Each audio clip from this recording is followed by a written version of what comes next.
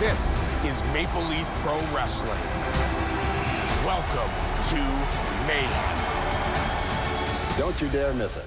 Welcome back inside for another edition of This is Wrestling, the reviews of Maple Leaf Pro Wrestling right here. Zach McGibbon filling in for Lever Sage once again this week as he continues to enjoy the sunny beaches of Florida. You know, and all the audio I've been talking and mentioning Lever Sage, it first started out with one umbrella in the drink, then there was 2, then there's 4, now 8 umbrellas. I think at this point we're at 16 umbrellas in the drink for Lever Sage as he enjoys the sunny beaches of Florida, but he will be back very soon. But once again, second straight week talking Maple Leaf Pro Wrestling. I think it's fair to say now he is a diehard fan. He will be buying all the merchandise. He'll be buying all the souvenirs, all the gear for this promotion. It's Tanner Reil joining me once again for another Maple Leaf Pro review. How are you doing today, Tanner? Yeah, doing pretty well. As you mentioned, this is my second straight week of actually watching MLP, so I'm still very, very new to all of this. But yeah, enjoyed this show again. Excited to talk about it. A little bit lower on it than last week, but I'm sure we'll get into that. Yes, we will. There is a lot to discuss when it comes to Maple Leaf Pro Wrestling, some of the angles that they shot in the matches. And I was telling you on the last show, I was like, oh, this is probably one of, if not their best episode they've done last week. And I remember you saying, you know, you were pretty impressed with what you saw there.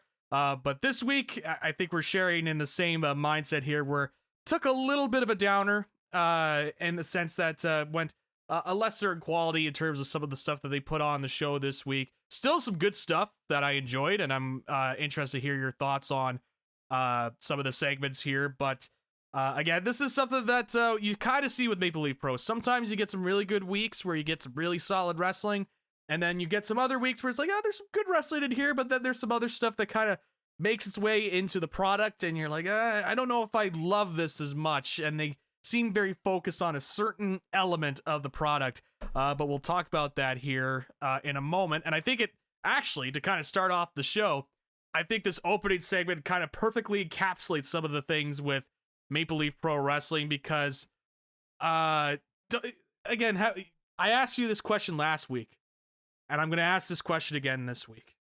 Tanner, do you love the Psycho? Do you love the Psycho Mike? Do you think you love Psycho Mike? I think I like him. He's all right. But yeah, a very average match, I guess, with Jay Lethal. Yep. With a little bit of interference mixed in.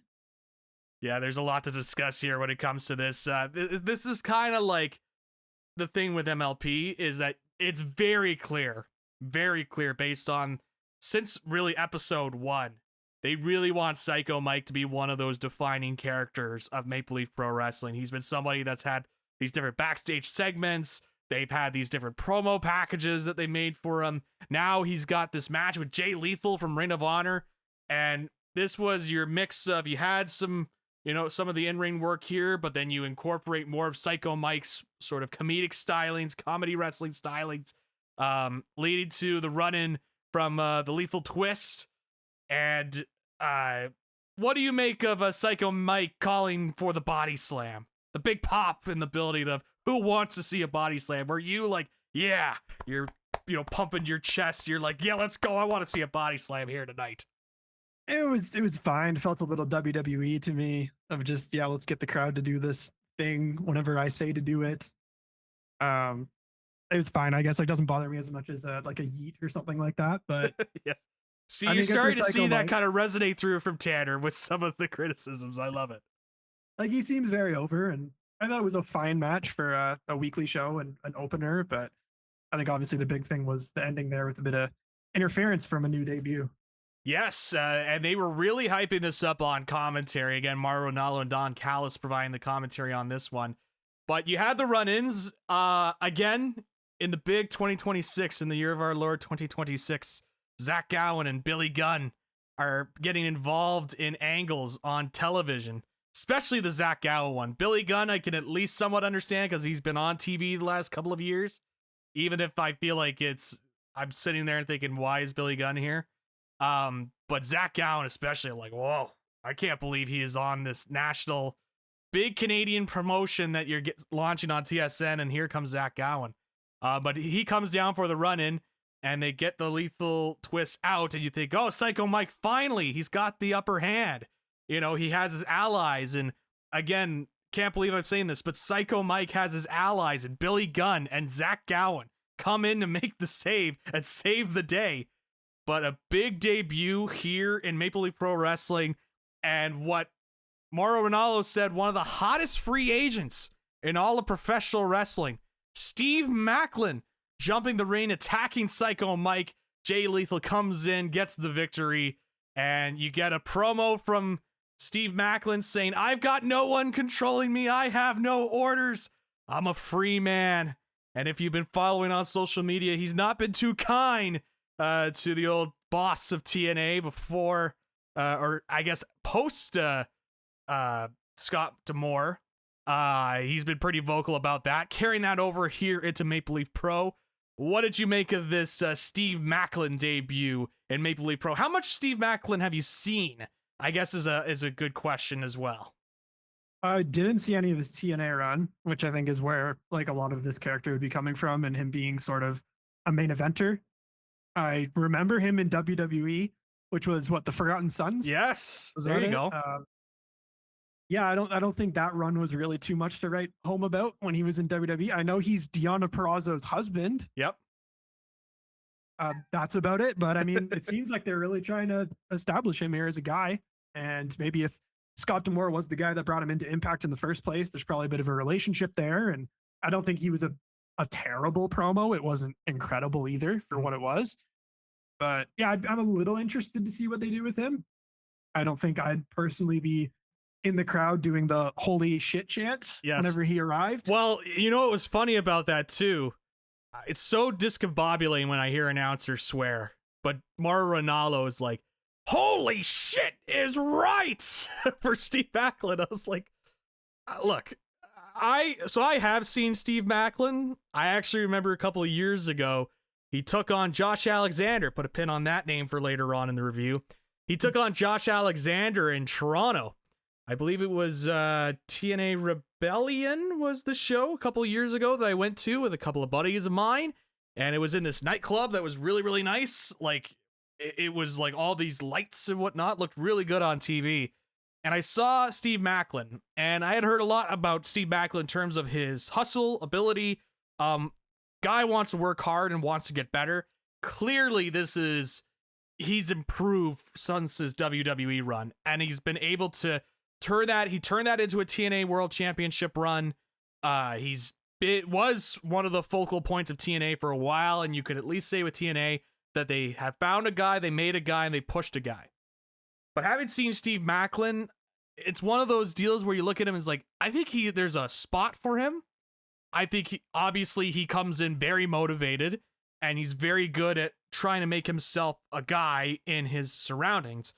But there's something that, for me, with him, that just misses that true main event guy that I really want in a Steve Maclin. I think he's somebody you could have on TV, absolutely.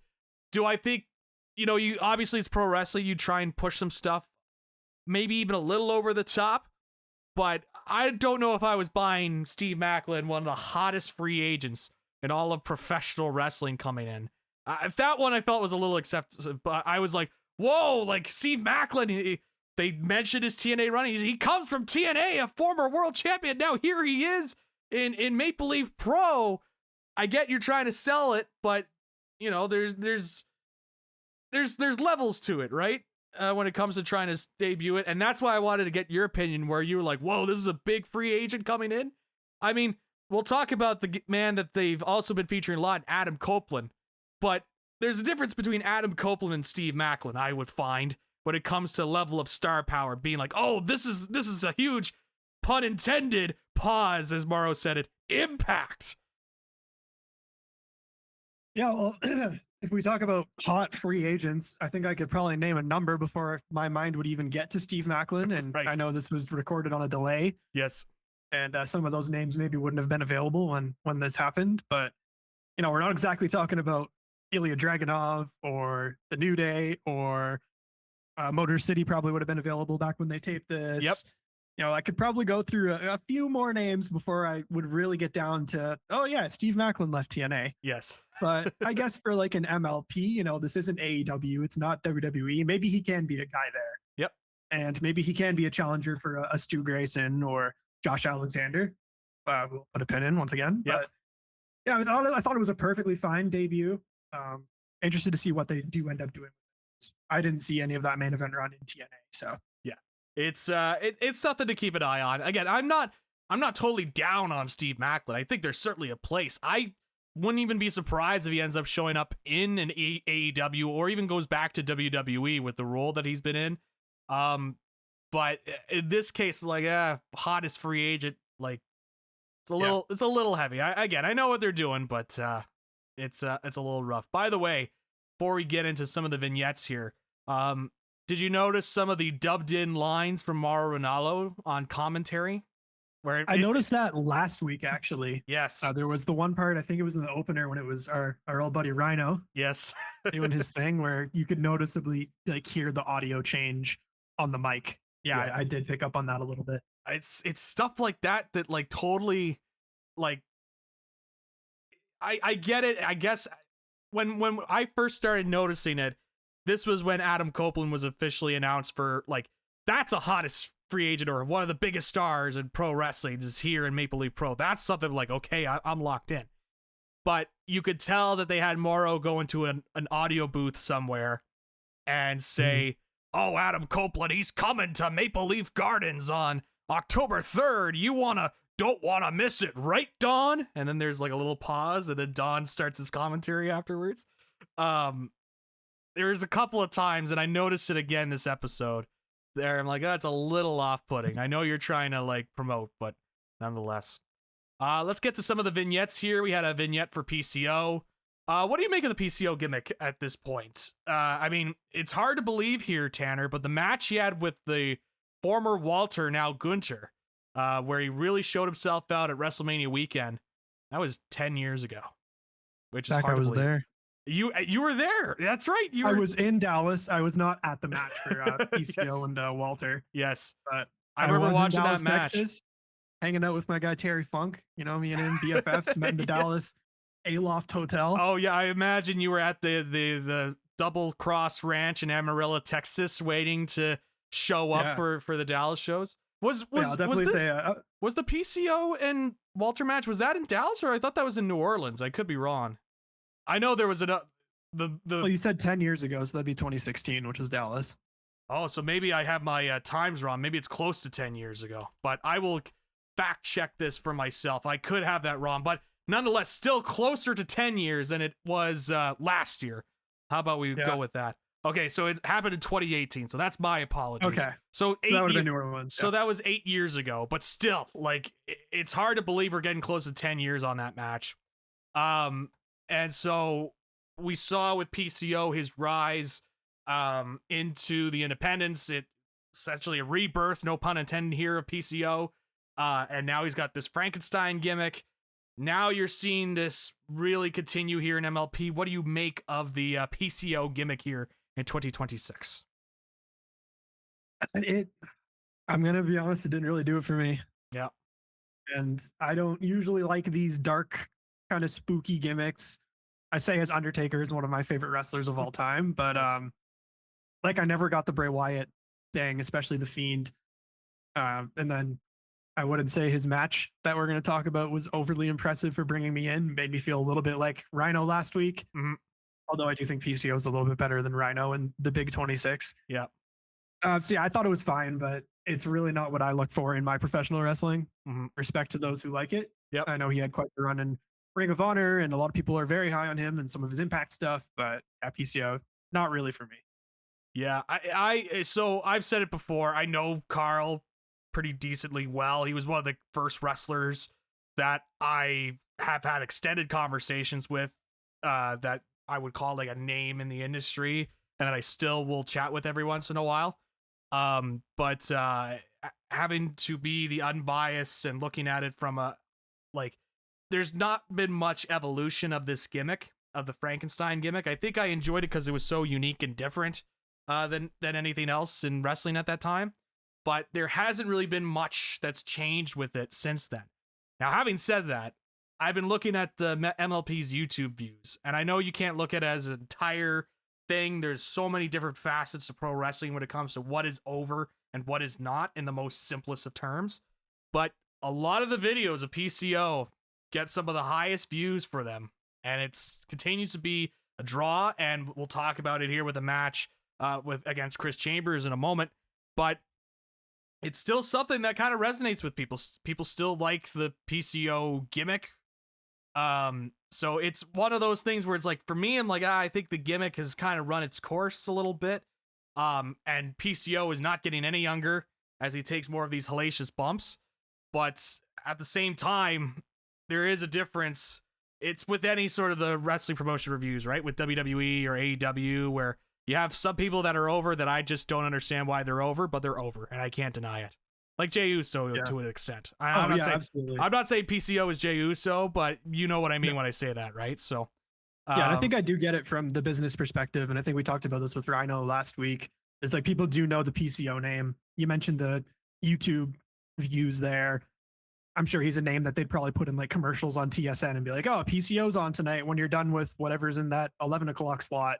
Right. And then maybe if someone tunes in and they see PCO at the start of the MLP, they're like, oh yeah, I'll give this a shot. So I get that from that perspective. And I think it's similar to why Chris Jericho was the first AEW champion and not like Hangman Page or MJF or one of those newer guys. It's how you establish a new company, and MLP is a new company. Yep. Trying to get some names over, especially to a bigger audience. So, speaking of getting names over, Adam Copeland was really putting over the history of wrestling in Toronto and wanting MLP to be that company 30, 40 years down the line where we look back and say, hey, I've been watching this company and they got all these great things going on. It was like, in some ways, a little cheesy. You kind of see this stuff before, but in other ways, this is a way to really put over, have a star like Adam Copeland put over your company and say, hey, I'm really excited to see what these wrestlers are able to do, 20, 30 years from now. Can they establish MLP? Can they make this a company that people will continue to follow for years to come? So this was a simple vignette to just kind of get that over. I've been enjoying these sit-down interviews. Again, what have I been saying on the main show a lot of the time there, Tanner? Sometimes simpler is better. And this is simple. You just have Adam Copeland sitting down, talking to a camera, talking to an interviewer, and just putting over either the promotion or his history, and you relate to him more as a human being.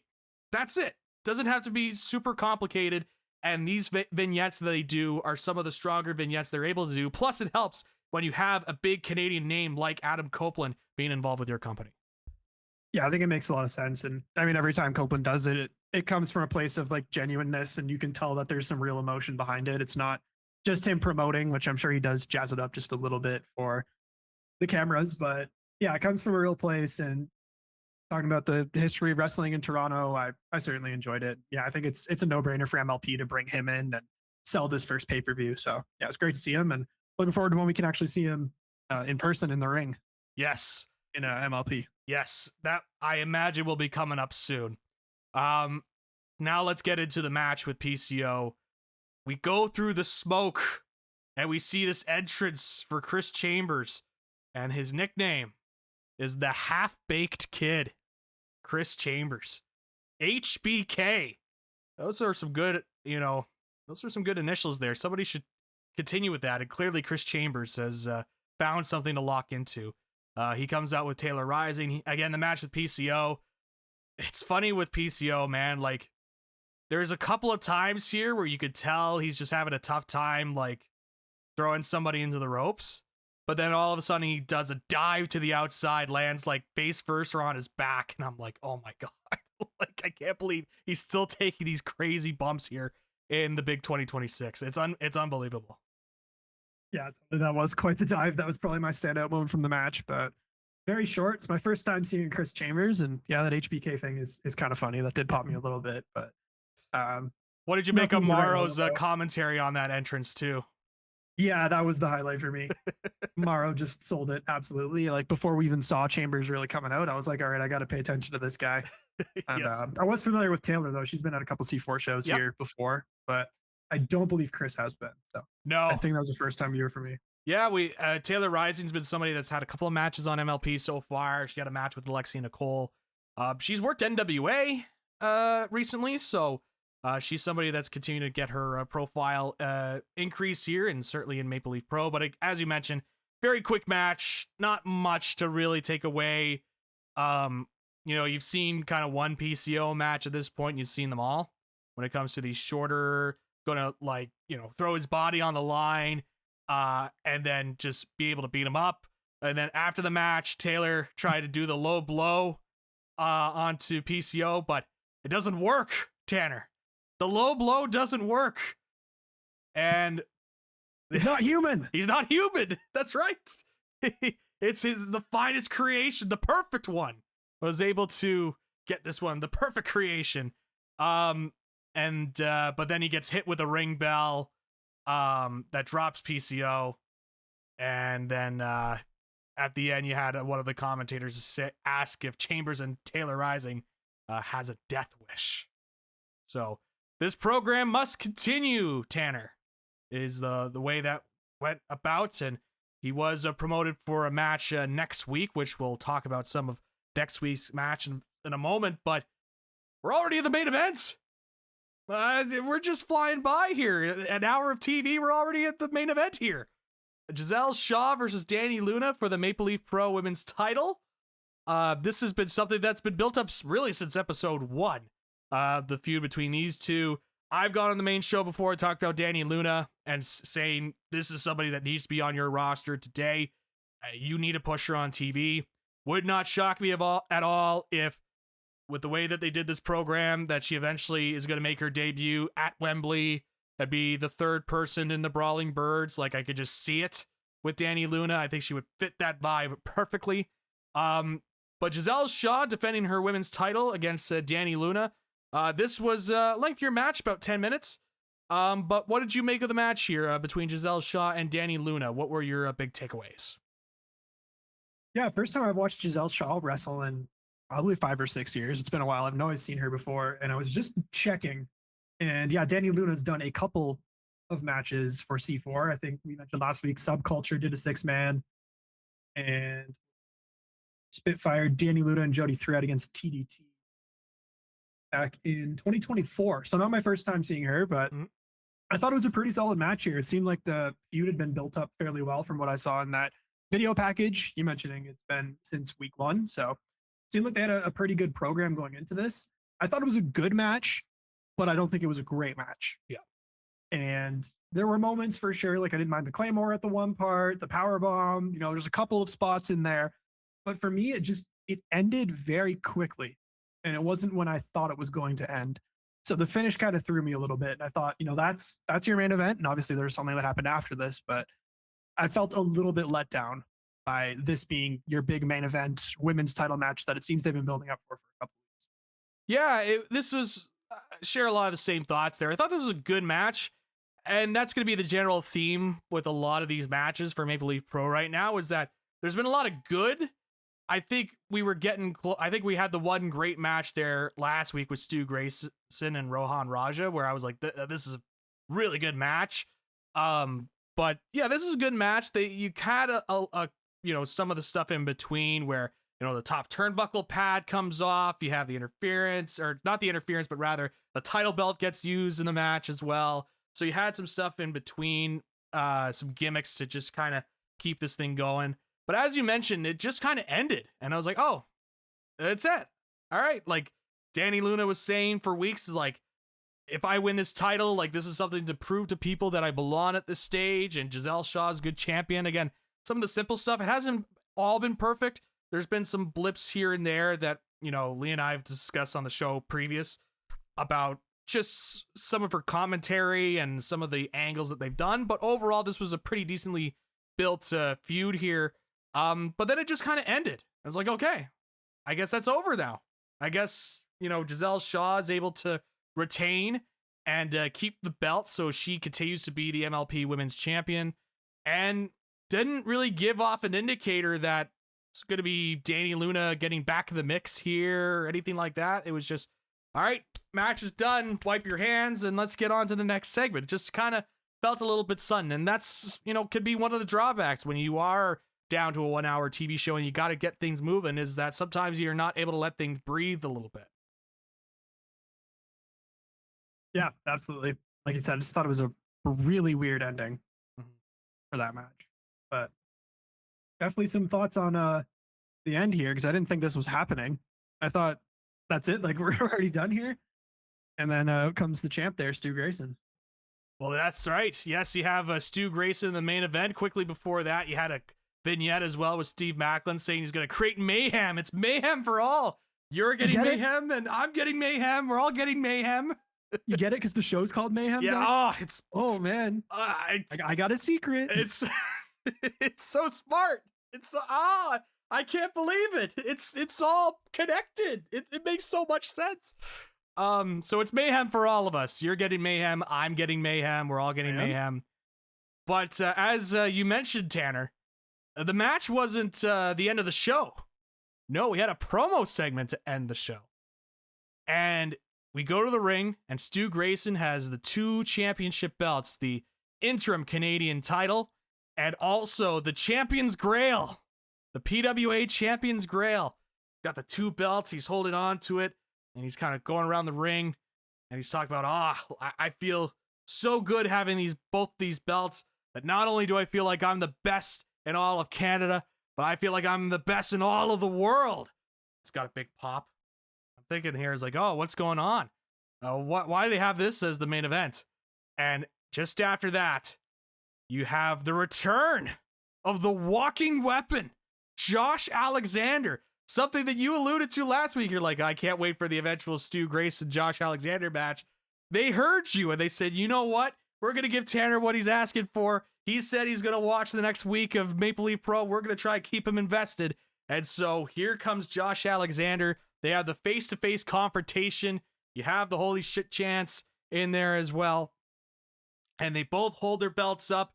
And we go off the air with a stare down between Josh Alexander and Stu Grayson, and Morrow saying, what more will come of both of these two? You'll want to find out next week on Maple Leaf Pro Wrestling Mayhem on TSN. What did you make of this promo segment? Mayhem for all. Yeah, I mean, not too much to write home about. Stu's promo was very brief. He didn't have a ton to say. Talking about how he's so proud to have the MLP title and that other one that we're still a little confused by, as we mentioned last week. Like, where is that defended? Well, it's the Champion's Grail. It's so prestigious. It's the belt. It's a belt. And he's got 2 of them now. Yeah, definitely a little surprised to see Josh back. I was trying to look at his timeline, I think, when we were in the middle of the episode last week, and I thought it'd be a little early. But also looking if this is what they're building for that pay-per-view. They've still got quite a bit of time for him to be back at 100% and in ring shape if that's what they're building towards, is the champion versus champion match. But yeah, very happy to see Josh Alexander back. I'm a big Josh Alexander guy. He's a very good wrestler. And I think the 2 of them are going to have a great bald bearded match in a couple of weeks or months, wherever we're going there. Yeah. I think it'll be good. It definitely reverses my thought last week of interim title where I kind of safety Sam'd it. Mm-hmm. And if Josh was back this soon, just don't do an interim championship. Like, come on. Yes. Thank you. Sometimes, as I've learned from doing shows like this, sometimes you aren't seen as right away, but sometimes they eventually come around. They eventually come around and see the vision that is brought forth. I'm not the only one. Trust me, Lieber Sage makes it well known when that stuff is happening. And he, runs around like he's Bo Dallas saying, I told you, I told everybody, and nobody listened, but you got to listen to me. And like he always has to do the big lap around. But you know what? This is my time to have the lap around now. I was saying, if he's coming back now, like, what are we doing here? But clearly they're teasing a future matchup. Do you think this will be a match that will happen on TV? We are in August, and October's still a little bit away, about a month and a half away here. Do you save this match for the pay-per-view, or do you think that they will put this title for title match on TV? And I want to throw this caveat as well. with Mayhem, this is a 12 episode run on TSN. It's not a full year round run yet. So do you just sacrifice a potential pay-per-view buy here when it comes to the match so that you could try and pop a rating on TV to try and show, hey, this is a program that people want to see? Or do you save this for the pay-per-view and just let the intrigue of the match itself try and carry you through for a couple of weeks? Yeah, that's a fascinating question. It might be like, how's Josh feeling? Is he 100%? Because I was looking at the timeline, like I mentioned last week. It did feel like it was a little bit early right now.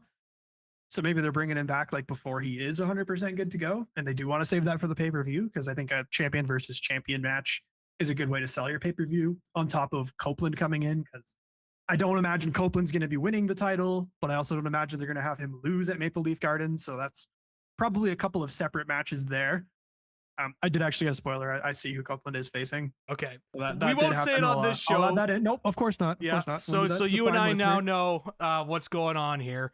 But so I'll add that caveat. But yes. I don't think they are going to have Copeland challenge for the title going into this. So yeah, I think if Josh is ready, I wouldn't be opposed to doing it on TV. But is there another challenger lined up then? If they were to do this match now, is there somebody like viable, like a Steve Maclin or another star on this roster who I haven't seen in the last 2 weeks that you could slot in and be like, yeah, this is the guy that's going to fight Alexander or Grayson? Or they could do the rematch, I guess. Yep. They could do a rematch. They could get the first match out there, unify it. Maybe there's some sort of shenanigans, because it was touched upon. And this is one of the things I do like that they're doing, is that they did make the connection with Josh Alexander being part of the Don Callis family. Makes a lot of sense. And Don Callis saying, that's my guy. Is there some sort of, interference here from the Don Callis family so that you create this chase for Stu Grayson where he wants to be the full champion, and you can build that up to the pay-per-view later on? Is that something possible where they're able to do that? And that way you could keep, Josh Alexander as your champion, but you could create a match that people want to see, that sort of deal. Because we both have seen these two at C4 wrestle and across the Canadian independents. We know what these two are capable of. So I don't think there's really much doubt for either one of us that these two could go out there and deliver a great match. Yeah, absolutely. They're both more than capable. Like I said, I'm really looking forward to seeing these two wrestle whenever it does happen. Maybe they want to do a Dark Order and Don Callis family match that, we'd see on our average AEW Dynamite instead. But yeah, I think the two of them, I have a good feeling will probably wrestle on the pay-per-view in some capacity, whether it's that unification match or a rematch. I'm very curious to see how it goes. Yeah, it's something interesting that they're doing this now. I guess we'll find out more in terms of the health and status of Josh Alexander, if this is an indicator that he's returning to the television and is going to do have a match at some point. We shall see. Again, I haven't gotten that far into the spoilers. I've only seen that one spoiler because, of course, it was shared with me and I couldn't escape it. But overall, this week, episode 6, I believe, of Maple Leaf Pro Wrestling Mayhem. Your thoughts overall on this show, from now that you've seen it week to week, in terms of some of the consistency, some of the things you're noticing. How did you feel about this week's episode of Maple Leaf Pro Wrestling Mayhem? Definitely a step in the wrong direction for me, just having these two episodes next to each other, because last week that Stu Grayson and Rohan Raja match was so good. Like one of the best television matches I've seen in a little while. Mm-hmm. And I also quite liked that multi-tag match that we had. To me, I don't think there's even a match on this card that quite touches that multi-tag match. And to me, that's like a little bit of a problem. I think the women's title match ended very abruptly and probably needed a little bit more time. The Stu and Josh, it's nice to see Josh back, but we didn't really get a whole lot of substance there. And then there's not a whole lot to write home about. We got a squash match here, and then Jay Lethal in the Big 26. So yes, yeah, absolutely. It's this is kind of been the theme of Maple Leaf. You have some episodes that really peak strongly, and then you have some other ones where it kind of goes back down to the surface a little bit. They lean on the comedy a little bit, and in some cases I find it's a little too heavy. But clearly that's kind of a focus of how they view pro wrestling in a certain lens. So there were some good things here. I thought there was some good matches. Mainly the women's match was a good match. And then I thought, some of the stuff with the Psycho Mike and Jay Lethal match was not too bad, but there was still, you had a little bit of that WWE feeling when it came to the finish, and then you had the big Steve Maclin debut, and there's other things in here that I'm like, I'm not totally loving, but I think the thing that keeps me coming back, I mention it each week, but I do love the hour. I do love that it's not such a huge commitment to your time with all the wrestling that's kind of out there. Now, look, I'm not going to sit here and say I've got a tough job here to review pro wrestling. I would love to be able to just talk about pro wrestling all day long, but I think when you have so much to choose from, to be able to just kind of expand out your horizons with an hour of TV, I think is a nice entry point for people, for those that are looking to expand out and look past one promotion. If you're an AEW fan that just watches AEW, but you're looking to find some other talent and try and expand out, Maple Leaf Pro Wrestling has that option. WWE, I think, as well. There are some angles here for however we feel about those angles. If you're coming from the WWE land, it is something familiar when you go and watch into Maple Leaf Pro, but then I think you have some stuff that can peak higher in the right circumstances with the right talent that could get people to stick around. So, but again, I thought this was all right. This is an all right episode of Maple Leaf Pro Wrestling Mayhem. Should be interesting. Some of the matches next week. We had a little vignette just after, before we were heading to commercial, about Priscilla Kelly. She's going to be in a 4-way women's match next week.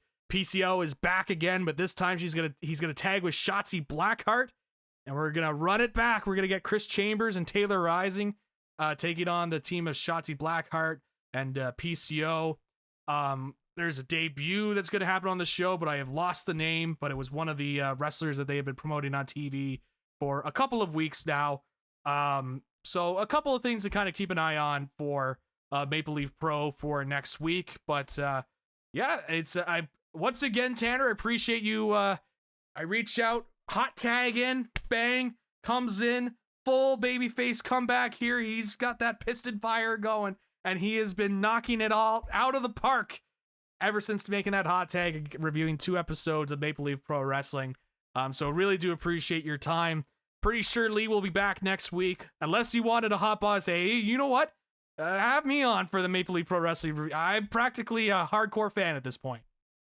Yeah, we'll see about that. I know it's going to be a big week next week for you guys. We got All In coming up. Yeah. Lots of stuff to get excited about here on the show. I know we're going to be at the Canadian Tire Center as well for Raw and SmackDown. Yeah. Or, well, Lee and I will be. Yeah. I'm going to be 50-50, probably leaning on probably can't go.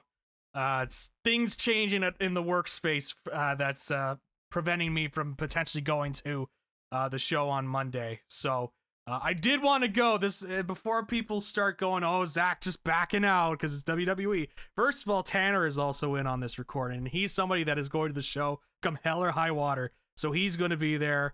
We'll see as well in terms of other people. If you are going to the show, let us know. I've already heard from a couple of people that will be in attendance at the taping.